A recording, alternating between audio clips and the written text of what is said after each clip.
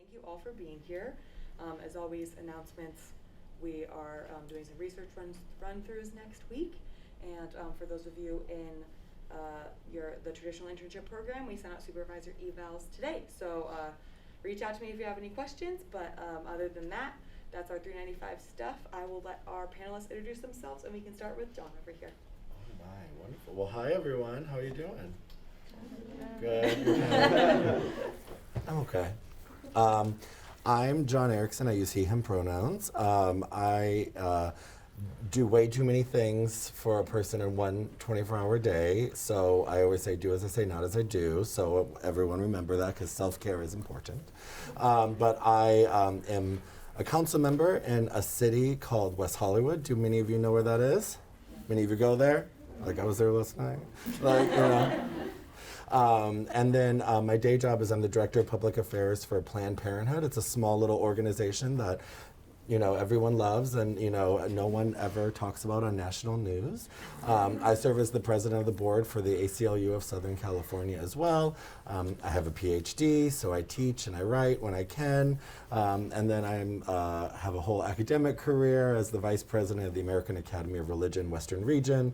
I serve on the board of the LA County Library Foundation. I could probably go on. I'm forgetting many, many things, but ultimately, I'm really excited to be here with you all because I love talking to students, especially when you're interested in public service and public life. It's so much fun. So I'm really looking forward to today's conversation. Welcome, or thank you for having me, I should say. My name is Matt Klink. I am currently a partner in a public affairs firm called California Strategies, and also the owner of a political campaign firm called Clink Campaigns. I know it's a ringing last name. Yeah. Been involved in politics for the better part of 30 years. I was just elected the president of the International Association of Political Consultants last week. So I'll be responsible for planning a couple global conferences, one in London next year and then one at a to-be-determined location in 2023. But either Israel or the Dominican Republic are the front runners.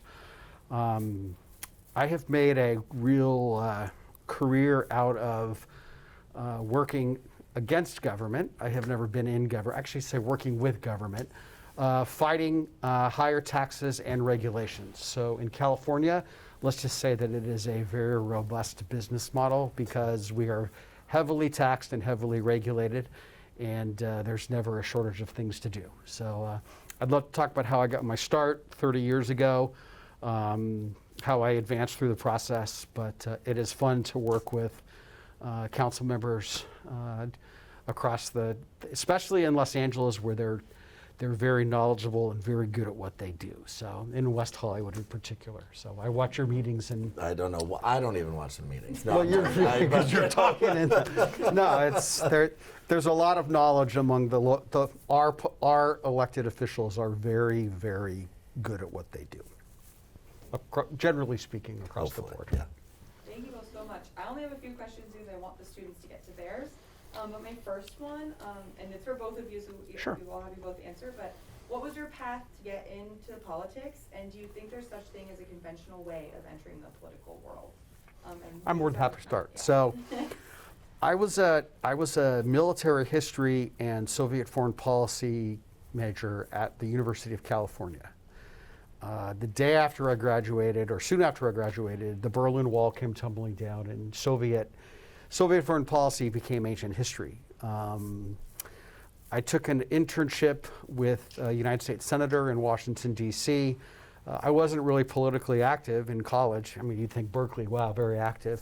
I was president of my fraternity, and that was about how active I was. I sent out 2 letters, one to Alan Cranston, a Democrat, one to Pete Wilson, a Republican. Alan Cranston blew me off. Pete Wilson offered me an internship.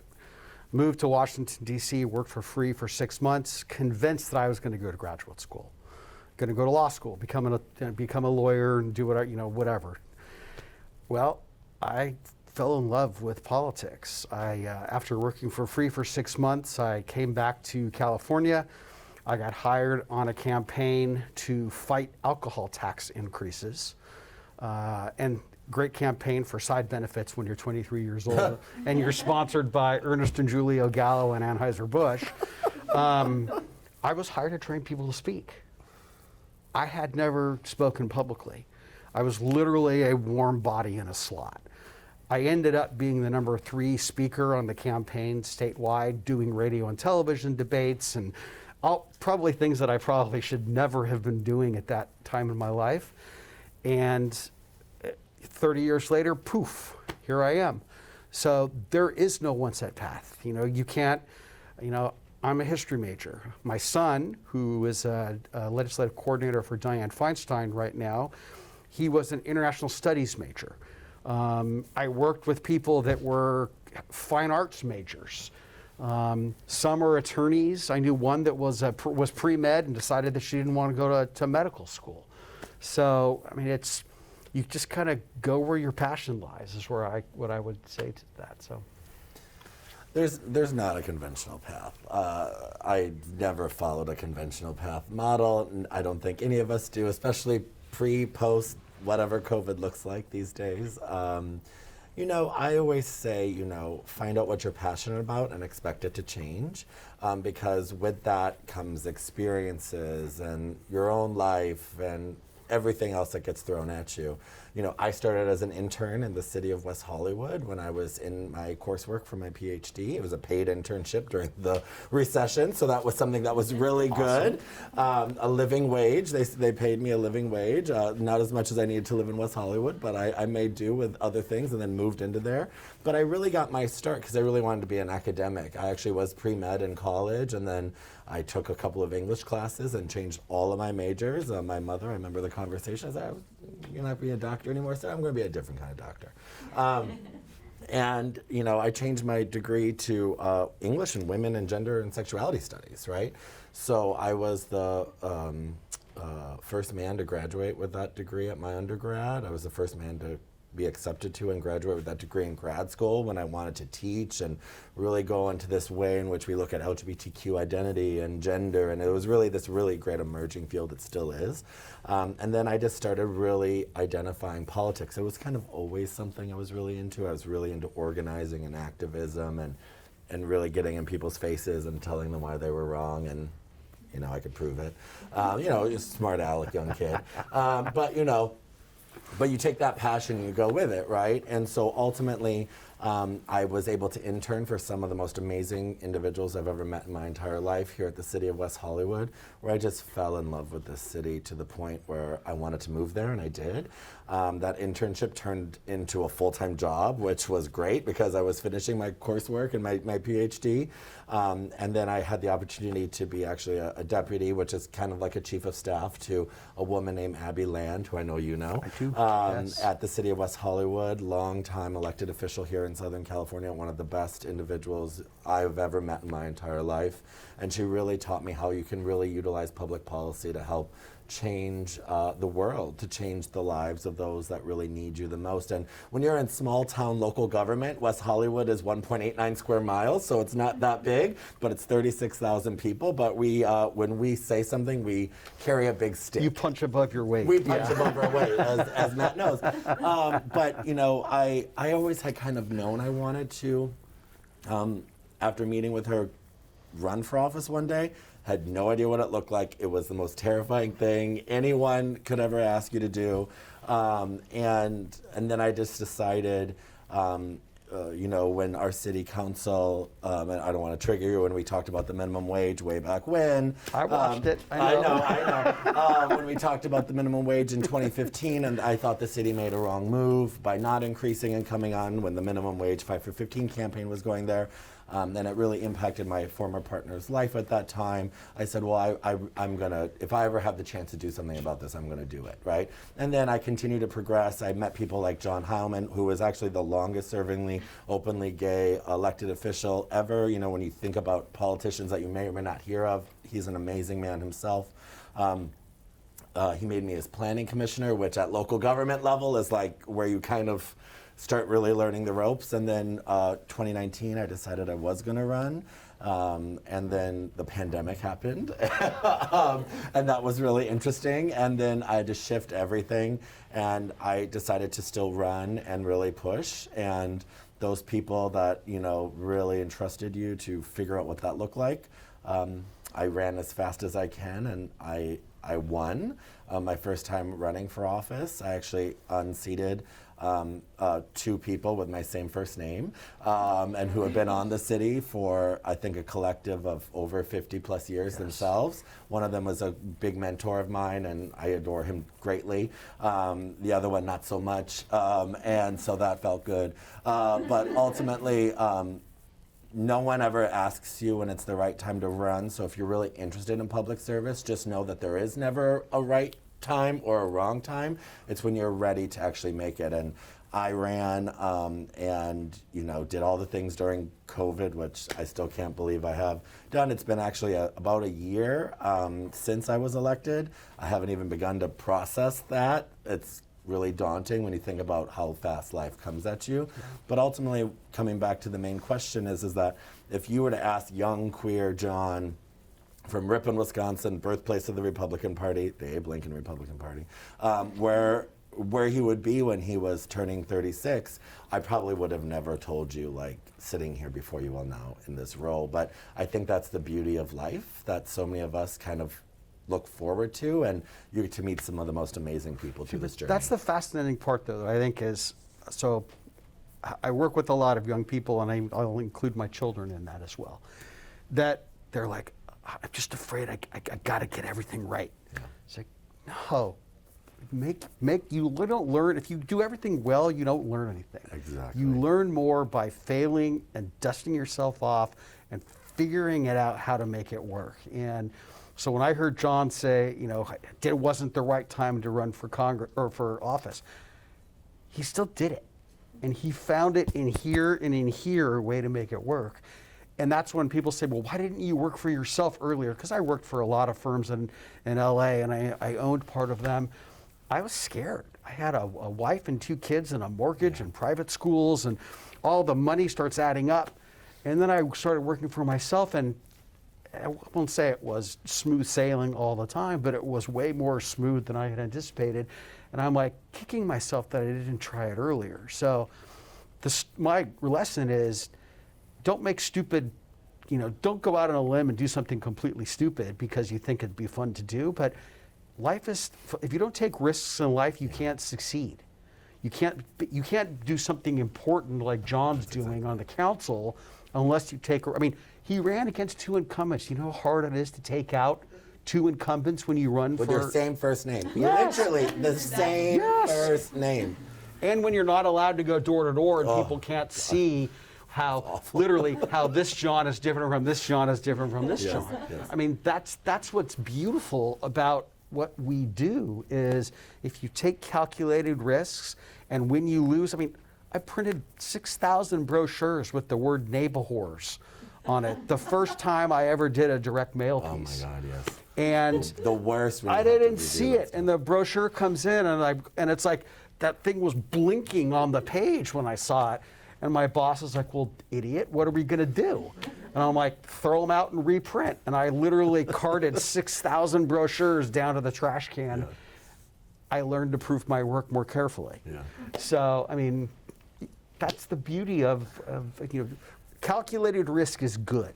I'll follow up because that's such a beautiful way to say it, because like everything is scary, even more so now, right? I mean, we're sitting here with masks. I remember being in this room like 2 years ago with like, it was like fine, you know, I mean, whatever that was. We probably should have worn masks then because everyone gets sick around this time of year. But, you know, I remember when I actually, I was going to leave West Hollywood because I was still pursuing this academic path, and I got a job offer at NC State to teach after all the stuff. It was going to be all that postdoc stuff, and the sequester happened, and they cut all funding, and I was like, what's going to happen? Like I literally sold everything. I was like, screwed. And then the city of West Hollywood literally took a chance on me. They said, well, we didn't want to lose you. And I stayed there, right? And I think that's the cool stuff. And it was through the relationships, the people, the friends that you didn't know you really had that really took a chance on you and just said, hey, and honestly, you know, that was like that like fork in the road moment where you're like, which way do you go? Yeah. And it was really scary. And that's okay. It's okay to be scared. Yeah. Sure. I have one more and then I'll open it up to the students. But I wanted to ask both of you, do you think we're living in a particularly polarizing time? I say no. I mean, I think yes and no, because it is polarizing politically, but at the same time, we've been through this before, in my opinion. But how important is bipartisanship in your work? We do a lot of bipartisan things here at the center. That is the core of our work here. And so since I have both of you sitting here, I would just wanted to know your opinions on those things. Want me to go? Yeah, please start. Okay. We are very set in our ways. I think that many people have been changed by what they experience, what they've seen on TV, what they've seen on their phones. I mean, the phones themselves are just, you know, what I have like 3 of them. It's annoying, but you know, ultimately, I think that if we're not willing to have conversations with each other anymore, I ultimately think that that shows that this other side, that this other angle, that they win, right? And that this us versus them attitude is not something I'm interested in. And ultimately, you know, I'm willing to sit down and talk to anyone. I've done it. Being an elected official, people scream at you a lot. But I think the thing about me is that, you know, I said I'm willing to talk to anyone and hear you out, but my values are my values. And I think that ultimately that's where I centered my campaign. That's where I center my approach. I also know I'm not going to get it right. I mean, if I get it right once out of every amount of times, that's great, but I'm never always going to get it right. And so not being able to be afraid to make mistakes, even when you're in positions of power, is something you have to be vulnerable about, right? You're going to be criticized for everything, especially in this role. But, you know, if you hold true to those values, and I think you're willing to talk to people, I think that divide that may exist, that we also have to remember the media pushes out in a really aggressive way because they're also trying to sell, like, I don't know, cars and whatever else you do when you watch MSNBC on a day-to-day basis or whatever they're trying to do, because they want to bring you back. But I always bring it back to the work that I do at Planned Parenthood, for example. We provide life-saving health care to anyone who walks through our doors. It doesn't matter who you are, where you come from, and that's why it's a really nonpartisan issue. 80% of people don't want to actually see Roe v. Wade be overturned, but ultimately people know that when you have no money, when you don't have health care, when you need actual help, you can go to a place like Planned Parenthood and get care. And I think that's a really important point that I bring back to how we approach this divide, because if we're no longer there for each other, I think we lost the vision of what ultimately we've always fought for in democracy or politics. And we're always going to have knockdown, drag-out fights. One of my closest friends is actually on the council with me, and she does stuff all the time that I don't agree with. But at the end of the day, we go out for dinner, we talk it out, and then we're okay, right? I wish that was the case now. And let me tell you just one thing. All these people that are like these Marjorie Taylor Greene people, I'm sorry if any of you are like her best friend here. I mean, if you are, that's fine. But like, you know, she's doing it for hype, not because she actually believes in it. I think that's really important for you to remember. Like, she's raising money off of this stuff. So that's what I'm saying. There's a gimmick to it as well. And so remember that gimmick, right? So go back to really who is this person. And I think that if we really can kind of come back to who we are and talk to each other, I think that we can overcome anything. I don't know. I hope so. No, yeah. I mean, look, I'll look at it from a little different perspective. First of all, when you're involved in government affairs, public affairs, political campaigns are different because it's Smith versus Jones, and you can't be down the middle. The only thing in the middle of a road in a political campaign is roadkill. You have to choose a side. And if you're working for a candidate, which I used to do a lot of, or issues, which I work on now, you're forced to choose, you know, blue or green, black or white, whatever. Now, in real life, a couple things that I think will offer you some perspective. One, people's opinions should change. If you have the same values and beliefs that you did at age 20, and now that you're 54, you've got some problems. Matt Klink at age 20 is not as thoughtful as Matt Klink at age 54. Perspective, life experience is key. So it's not a good thing when someone says that they're immovable and they haven't changed in their beliefs in 30 years. Because the world has changed. I mean, 30 years ago, there was none of this. Oh, man, such a nice time. The second thing that I'll tell you in terms of the polarization aspect, and John nailed it, the press is victimized by it, but they're also a cause of it. They want conflict. Yeah. Like when I used to do Fox News and CNN all the time, they set you up with someone who you disagree with, and they want you to not physically, but metaphorically come to blows. Mm-hmm. That's because that's good news. Yeah.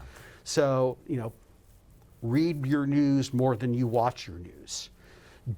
If you're a conservative, don't only read the Wall Street Journal. Read the LA Times, read the New York Times. Because someone thinks different than you, that's a good thing. We don't need quiet places and safe spaces. We need more thoughtful dialogue. And I'm going to point at John, but it's not meant at John. If I'm working on an issue when you're on the other side, you are my opponent. You are not my enemy. Yeah. And that is really important. And I mean, so Pew Research has just written, they call it basically they broke down the electorate into Republicans and Democrats. And they broke it down. There are 4 different kinds of Republicans, 4 different kinds of Democrats, and there's a small group in the middle that doesn't care about it at all. Yeah. So I always say that we are a 40-40-20 nation. There's 40% that's left, 40% that's right, and wherever the 20% in the middle go, that's how an issue gets resolved. Your challenge is if you're in one of the 40s, I don't care which one, if you can't understand what the other side thinks, and it used to drive my wife crazy because my old boss, Joe Sorrell, before he died, we used to do Fox News together. I would write his talking points, and I would write my talking points for the same show. You have to understand both sides. And whether you're in, I don't care if you're working for a West Hollywood council member, or if you're working at USC, if you don't understand what other people, what their perspectives are, you will not be good at what you're doing. You made the best point, and I think this is where we see the issue, this polarization coming. It's that when we're on opposite ends of issues, you're not my enemy. You're my opponent in that way. But if I can't, I always like to. I'm from Wisconsin, so I say if we can't go have a beer after this and kind of. You scream at me, I'll scream at you, and we're fine. Like, how was the kids afterwards type of a conversation. Then I think that that's a problem, right? And I think that right now, and a lot of times, we're having this us versus them, that you're my enemy, I must destroy you type of attitude. And sometimes you're going to win, sometimes you're going to lose, but ultimately, we got to figure out a way to come together, And there are so many things that you want to do as an elected. There's so many things that you want to do as a consultant. And there's so many things that you want to make sure you're getting right. But you have to remember that you have to try to see it at every angle in some way, shape, or form. And I always say that if both sides are pissed at the leaders for not everyone got what they wanted, right? Then you probably came to somewhere in the middle. It's there. probably right where You're close to where it right. should be. And this just happened in West Hollywood, which is why it's the most triggering conversation ever. But ultimately, every side of the angle was really mad at us for one decision, and we didn't go too far. We went too far. But at the end of the day, that to me says, well, okay, we're maybe somewhere in the middle. We'll figure out the rest as we keep going. Yep. I don't know. Perfect. Thank you. I'm going to open it to students, so raise your hand and then we can. And don't be shy. Yeah. Please ask. If not, we'll just start talking. We'll keep talking. We'll keep talking. Go ahead, We'll this keep young talking. man. Hey, I'm Will. I'm a junior at USC. In regards to what y'all are talking about not seeing people as enemies but opponents, how much of the animus in the political sphere do you think is prompted by kind of deep-seated issues within our modes of government, or perceived deep-seated issues within our government, versus those that can be determined on a shorter scale, tax differences in West Hollywood versus critical race theory being taught in schools? Yeah, you mean racist dog whistling versus actual conversation? Yeah. We would disagree on that, but that's okay. Exactly.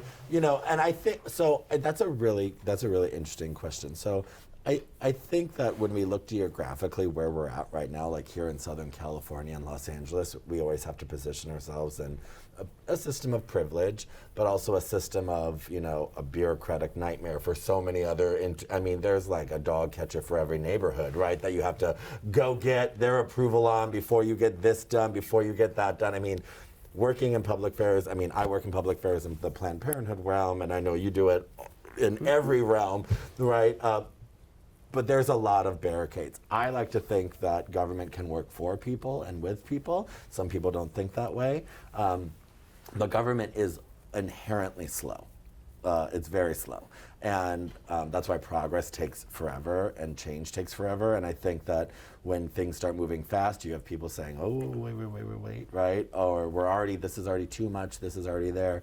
And when it works too slow, then you have the other side saying, you need to move faster. You have all of these issues that are facing us. California is a really unique place to be in government because, it's its own cottage industry in many ways, and then it can cause so many headaches for so many people. But ultimately, I think when you talk about larger issues, it's like, where do we play in to the bigger picture of taxes, for example?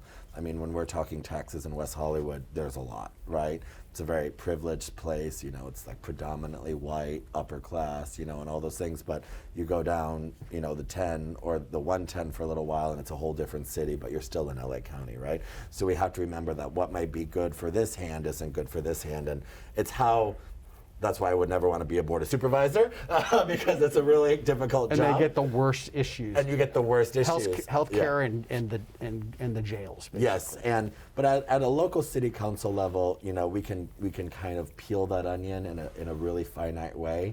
As the bigger you get, you kind of have to. It becomes a lot more complicated. I don't know.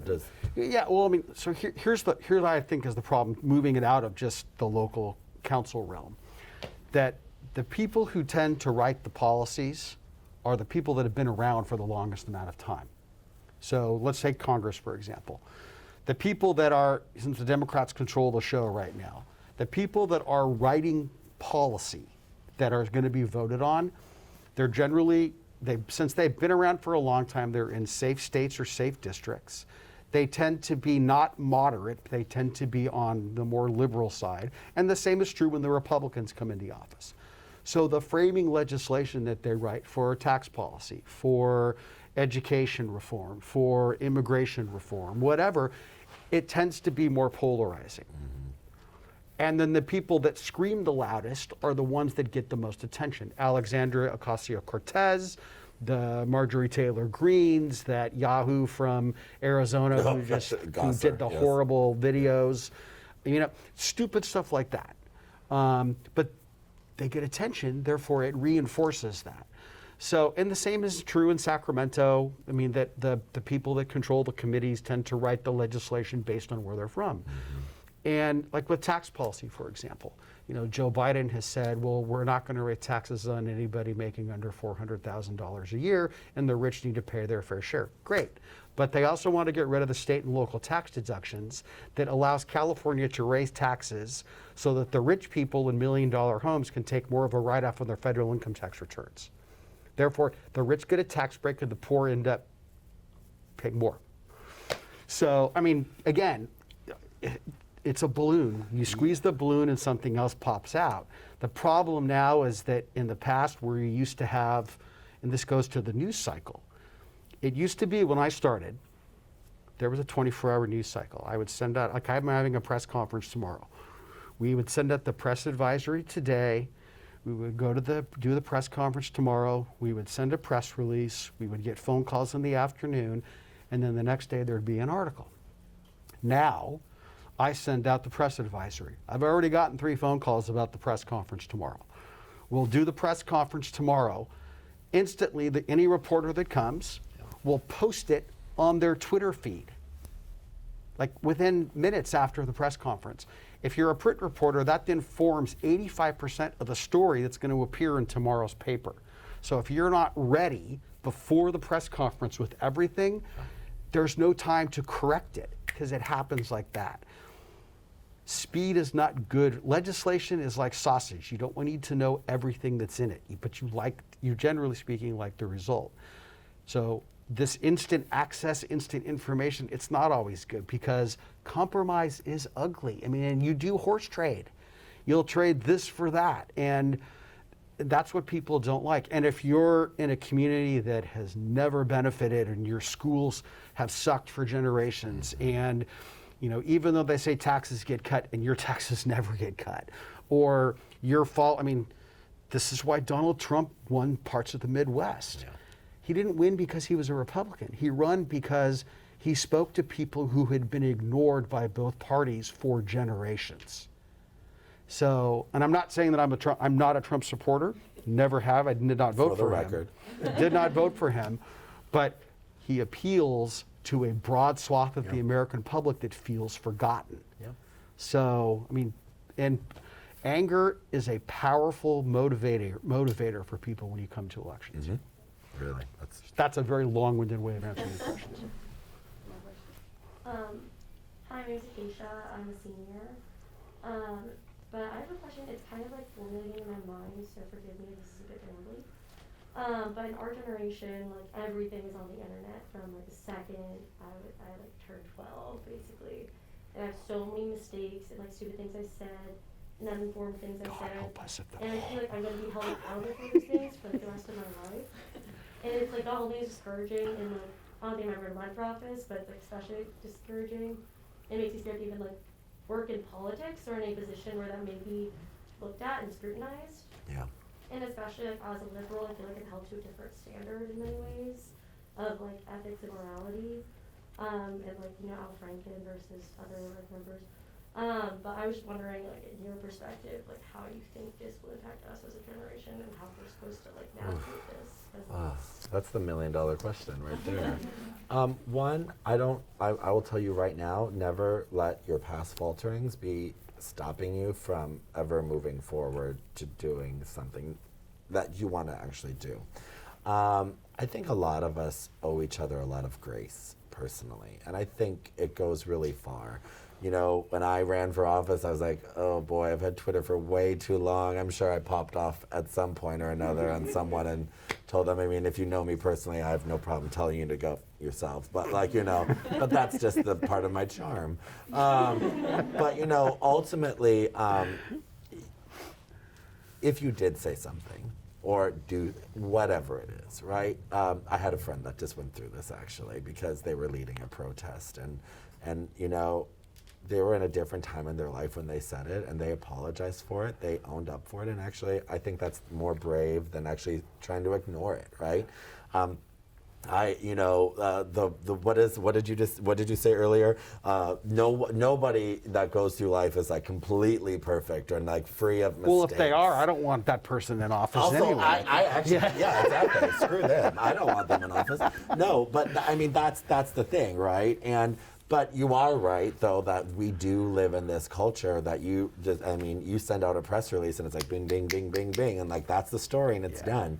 And it's interesting because we do live on our phones, we do live on our devices. I mean, when I ran, I knew the digital divide was great between the two people that were running, the two main challengers that were running and won, because the other two didn't utilize digital in a way that I think a lot of people should, especially during a pandemic. And that's all we heard. Oh, I saw you my Instagram, I saw you my Twitter, I saw you my Facebook. The other two didn't even do any digital. And as a younger generation who's voting, you're probably like, what? Like what? I mean, how many times do you get offered like to buy free socks or something like that on your Instagram or whatever the hell ad comes up? But to go back to the larger issue as of, my friend Katie Hill, when she got attacked. I mean, I worked my tushy off to make sure she, because whoever she beat, that was Steve Knight. Steve Knight. That was an important race, for I think what it meant. And she's a young millennial, and she got attacked, and that was revenge porn. And what happened to her was completely horrible and illegal and not right, But does that mean anybody here who's ever sent a Snapchat that they shouldn't have? I think we use Snapchat still, right? Or is it the TikToks? No one uses Pinterest anymore, so that's dead. But ultimately, those things shouldn't keep you from running for office ever. And if they do come out, it's shame on them, not shame on you. And I think that when you do, or if you decide to do it, you will meet with a very experienced team who will walk you through and kind of talk to you about those things. And I think that, you know, you're not perfect, I'm not perfect. I have a whole committee that I say, can I tweet this? And they say no every time. But, you know, that's what you kind of start developing your own voice. And, you know, it's scary out there right now because we are like canceled, I guess is that a thing, right? But like, you're gonna make mistakes and it's okay. Yeah, and you can clean up your social media. Yeah, you can pay someone to do it. Well, no, but I mean, look, that I don't have anything that bad. I get hired. No, We gotta go look at our social media that's now. the No, most I'm joking. common thing I get asked all the Yeah. time, though, because I do a lot of crisis communications work, and they're like, "Well, how do I erase bad stories?" And I go, "Well, you really can't ever erase them, but you want to put good stuff on top of the bad Yeah, stuff yeah. because it's search driven by we usually have a number of things, but current is important. But the redemptive, there is great power in asking for forgiveness." But you can't be hypocritical about Yeah. it. If you ask for forgiveness because you had an affair, and then you turn around and have an affair after you've asked for forgiveness, it doesn't work. And the Al Franken issue, you know, one, I think it's going to probably springboard him to run for Senate in New York State. He just left too early. He was stupid. Yeah. He could have ridden it out. He just Yeah. didn't. That's on him. That's not on the rest. Yeah. He could have ridden that out, and he should have ridden that out. And if you follow actually what happened in that race, it was much more political than actual. Yeah, but I will tell you, it's not a concern. It's not a party specific or an ideology. Both sides, we eat our own. So you'll never be conservative enough for the most conservative Yeah. or liberal enough for the most liberal. And someone will always say, "Well, I'm more conservative than you are." And when I was young, I was like, "Oh my God!" And now I'm like, BFD, who cares? Yeah. Take your description. Yeah. You know. That's it. We have time for one more question, so who wants to be the Patrick? Yeah, so, hi, I'm Patrick Oslin, I'm a sophomore. And I was wondering, so, take an issue like homeless displacement in Los Angeles, right? Like legislation has made it effectively illegal to be homeless at this point. I've gone down and see sweeps take away like entire encampments of people's belongings, right? Mhm. So, in my eyes, if this is where the middling kind of bipartisan slow approach gets us over the years, how can you justify it? How can you justify doing that? How can you justify continuing the same political system that's resulted in legislation like this? So, homelessness is the issue I talk about every day. It's homelessness, housing, and public safety most of the time, community safety. And homelessness is an issue we all deeply care about. I care about it, and we talk.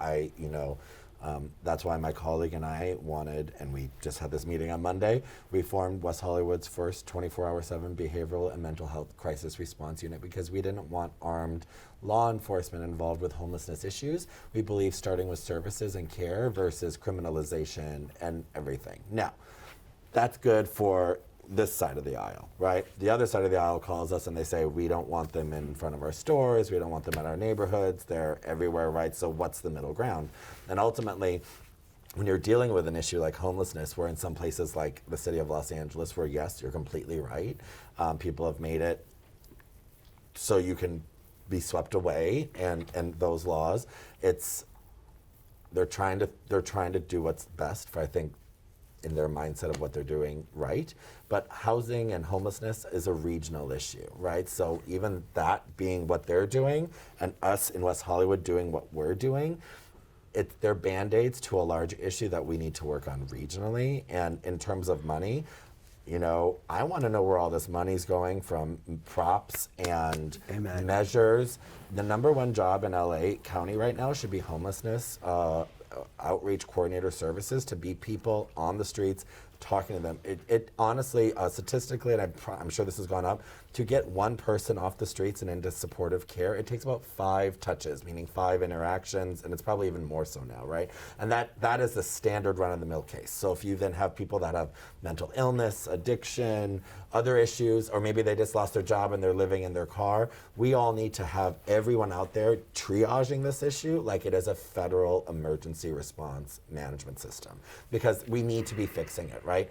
And I think what people are trying to do right now, kind of to what you said at the end, is I don't want to justify it, same old. That's why I'm trying to take a different approach.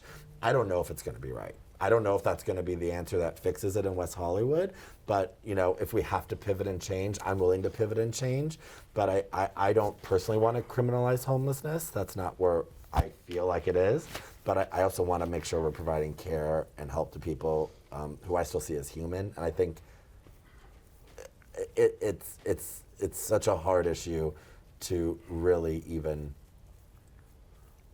not think about, because I'm going to drive home today and I'm going to see it, right? And and as an elected leader, that's all I can do is try to fund and throw as many answers to the problem that I believe in.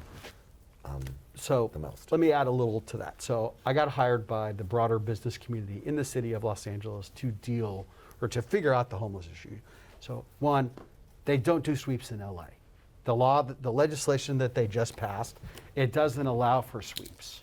Okay, well, I saw a sweep last week.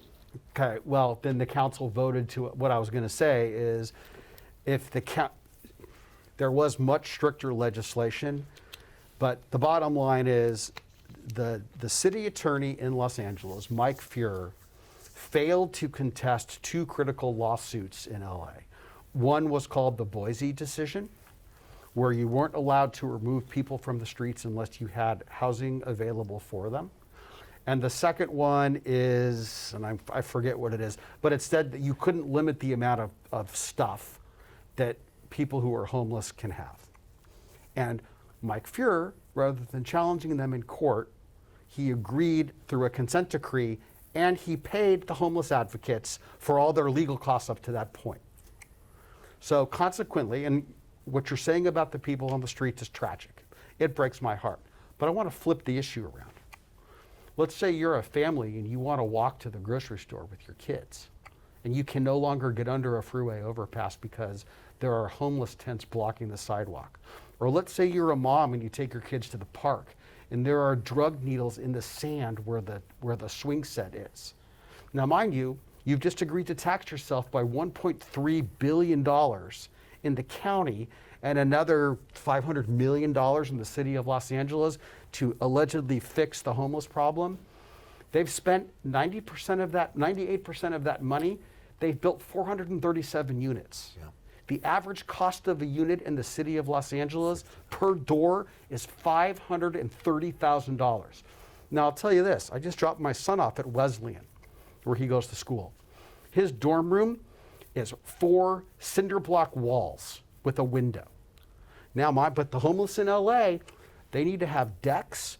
They can't live in group rooms with 2 people. They have to all be singles. They got to have cable television. They've got to have let's get real.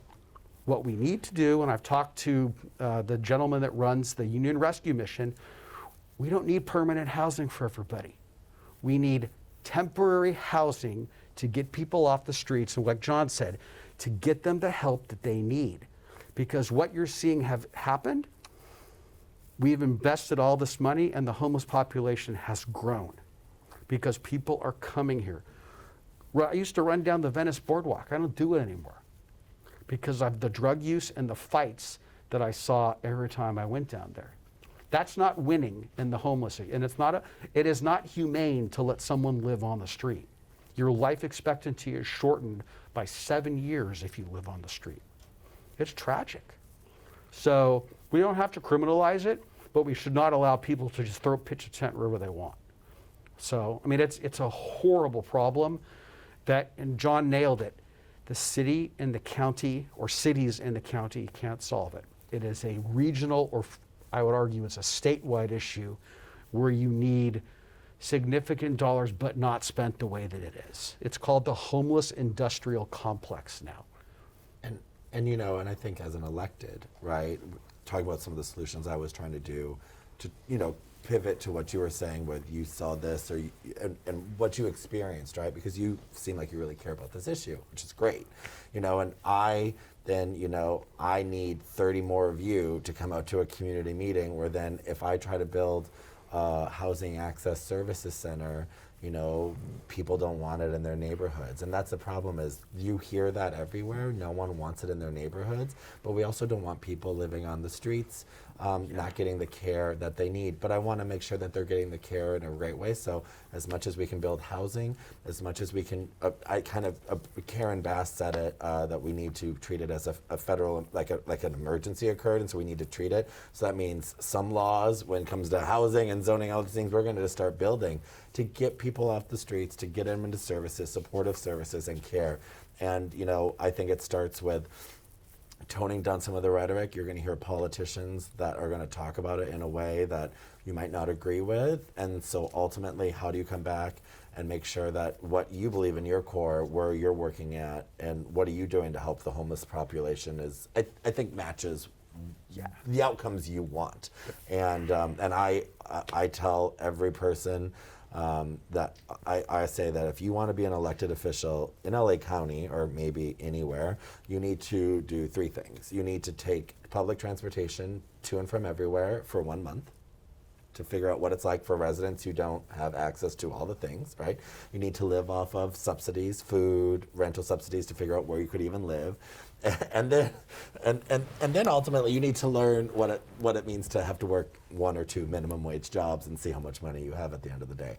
And at the end of that month, if you aren't sadly on the streets or living in your car or barely getting by, I think your life has been changed to understand why you advocate for these policies. That's what I tell everyone, and I think we all, I'm seeing heads nod, push for that type of motion. And I think that ultimately it centers back to where we talk about care and where we talk about our role when we put our hand on that little book or whatever, and we swear to uphold everything that we hold dear. But then where are we going to throw everything and anything, including the kitchen sink, at an issue like homelessness? And remember, homelessness is tied to housing. Homelessness is tied to community safety.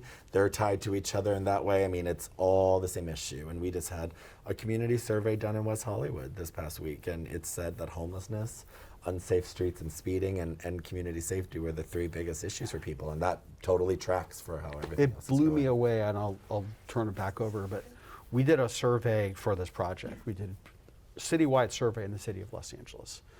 In the deep COVID, when shut down COVID, homelessness was 15 points higher than COVID-19 on voters' minds. It's in every community. It doesn't matter if you're in Studio City, where I live, or in, or in Skid Row. It is everywhere.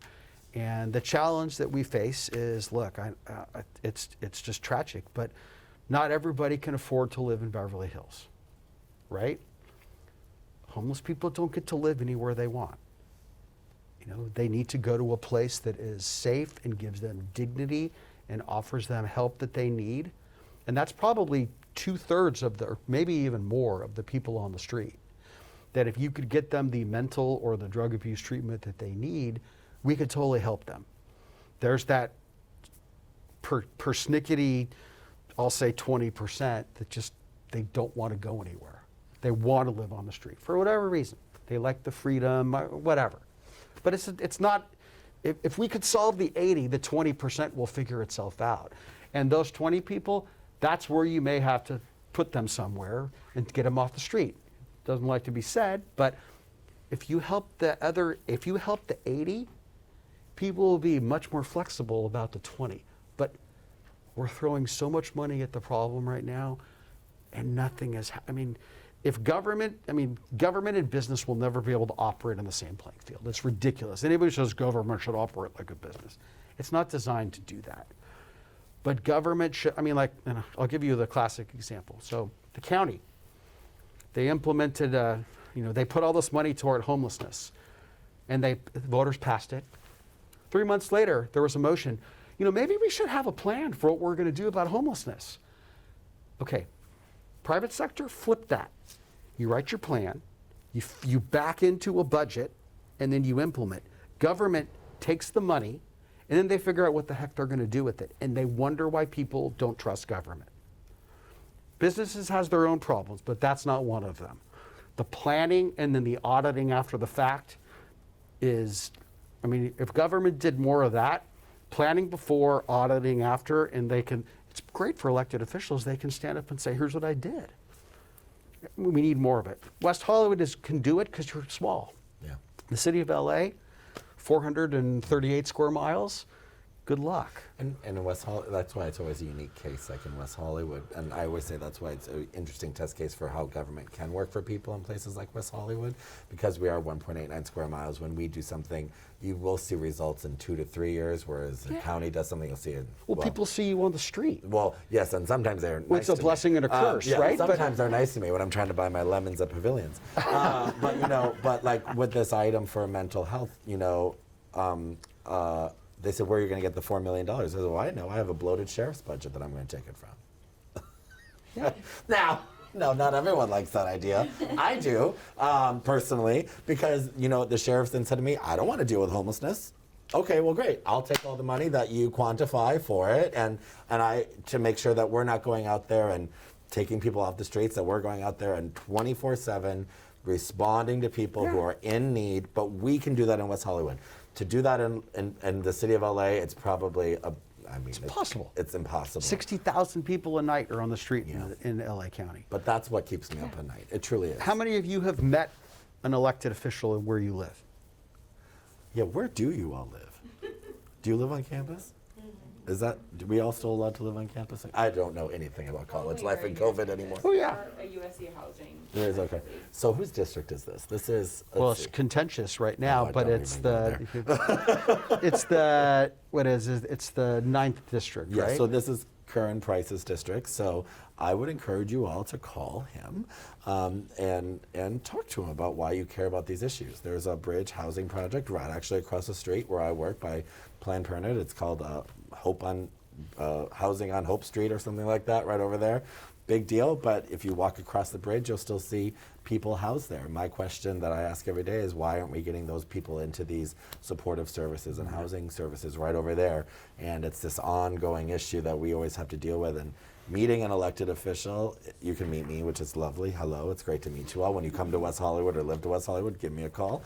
You'll see me on the street. But when you get to really meet an elected official, hold their feet to the fucking fire. I mean, truly, it's, and make them answer it. I don't have every answer, but it's important for you to get involved. I say They put on their pants one leg at a time, just like everybody else. these are tight pants, Yeah, so well- these have to go on together. No, but when I was young and started, I was scared to death of they were the giants. It was Mayor Tom Bradley and the people that I had read about, and then you meet them.